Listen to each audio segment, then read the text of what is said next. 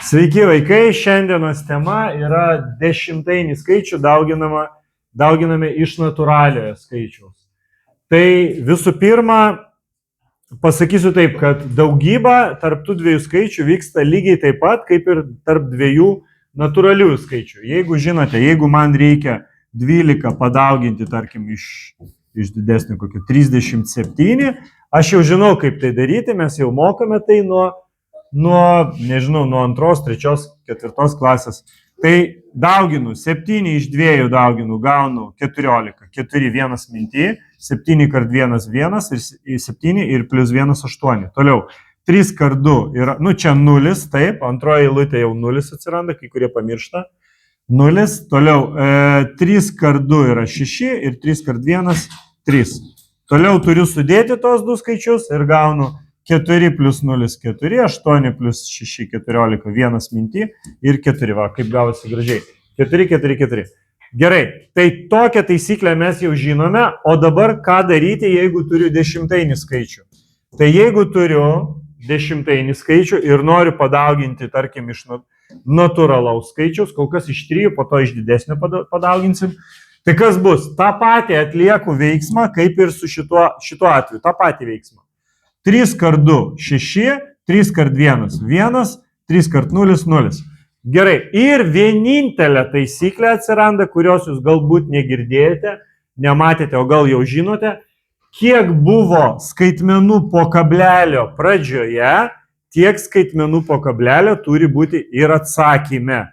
Tai reiškia, buvo 2 skaitmenys, skaičiuojam iš galo 1, 2, dedam kablelį, gavome teisingą atsakymą. Ar aišku? Taip. O kaip jūs iš 3 padauginat 1 gaunat 1?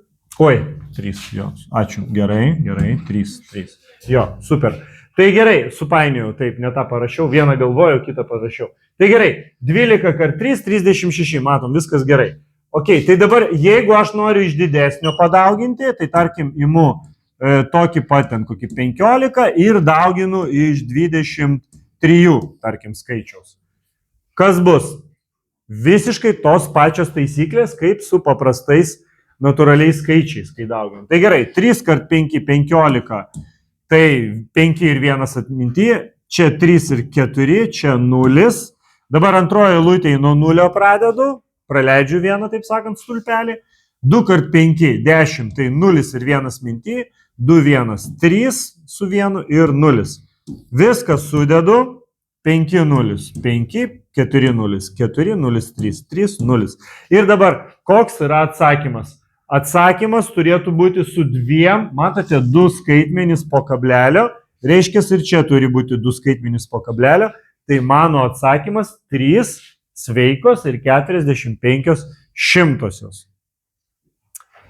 Atrodo viskas, daugiau lygtai ir nėra ką pasakyti, kuo didesnis skaičius, gerai, jeigu būtų su 3 skaitmenim, gerai, va taip, 1,304 dauginu iš 31, va taip.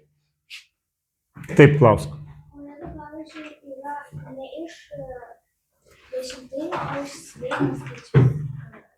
Tai mes dešimtainį iš sveiko dauginam. Bet jeigu tai gerai, parašysim ir aš pirmą šitą padauginsiu, po to dar vieną atvirkščiai. Gerai, tai taip pat 1 kart 4, 4, 1 kart 0, 0, 3, 1. Dabar 3 kart 4, 12, čia 0, 12, 1 atminty, 0 bus 1, 3 kart 3, 9, 3 kart 1, 3. Gerai, sudedu. 4, 2, 4, 0 ir 1 atminty, 4. Dabar, kiek skaitmenų po kablelio? 3, 1, 2, 3, 40 ir 424 tūkstantosios. Lygiai taip pat 3 po kablelio buvo čia skaitmenis, 3 atsakymė. Dabar aš atsakysiu į tą klausimą, kas bus, jeigu dauginu, tarkim, 12 iš kokio nors 0,12. Va taip. Taisyklė daugybos mes žinom, kad turi būti paskutiniai skaičiai visi lygiai. Negali išlysti į tą pusę, ne? Turi būti pagal galą sulyginti skaičiai. Tai gerai, dabar dauginu. 2 kart 2, 4, 2 kart 1, 2, 1 kart 2, čia 0, 2, 1 kart 1, 1 ir tada 2 nuliai, ne? Kai kurie rašo, kai kurie nerašo tų nulių. Tai čia nebuvo nei 1 nulio, 1 nulis, 2 nuliai. Jeigu būtų toliau, būtų 3 nuliai, 4 nuliai, 5 nuliai ir taip toliau. Tai gerai, dabar 0 kart 0, kart 2. 0 ir 0 kart 1, 0. Gerai, visus sudauginau, dabar visus turiu sudėti. 4 plus 0, 4, 2 plus 2, 4, 1 plus 0, 1 ir 0, 0. Gerai, kiek skaitmenų buvo po kablelio pradžioj? 2. Tai reiškia, čia irgi 1, 2. Gavau atsakymą 1,44 šimtosios. Dabar paskutinis vienas dalykas,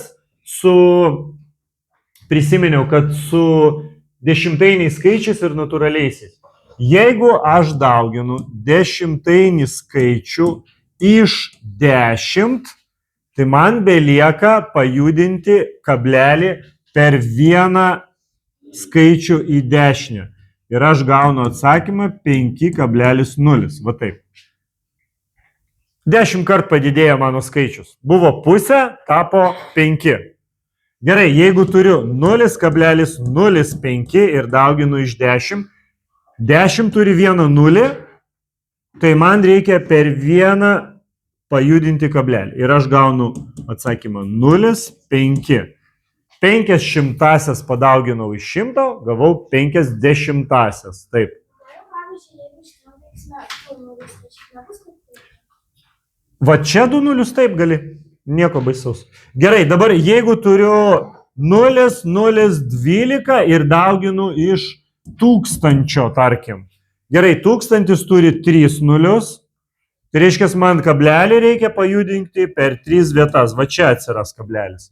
Tai mano atsakymas bus 12,0. Tai yra 12 tiesiog.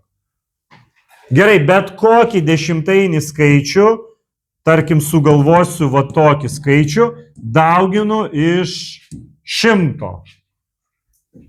100 turi 2 nulius, tai man reikia kablelį pajudinti per 2 pozicijas į dešinę. Tai buvo čia kablelis, bus štai čia. Tai dabar perrašau visą skaičių, kaip buvo, 13,807. Ir parašau kablelį per 2 pozicijas į dešinį, nes šimtukas turėjo 2 nulius. Tai kiek turi nulių skaitmuo, iš kurio dauginu? Nu, tarkim, 100, 1000, 10 tūkstančių, 100 tūkstančių, milijonas, tarkim, turi 6 nulius. Reiškia, pajudinsiu kablelių tiesiog per 6 pozicijas. Ar tai aišku? Nu, maždaug, mes dar praktikuosim, tikrai dar pritaikysim ne vieną kartą, pamatysit, kad taip yra labai lengva skaičiuoti. Labai lengva taip skaičiuoti. Gerai, dabar yra klausimų, taip? Ne? Viskas? Tai gerai, ačiū tada.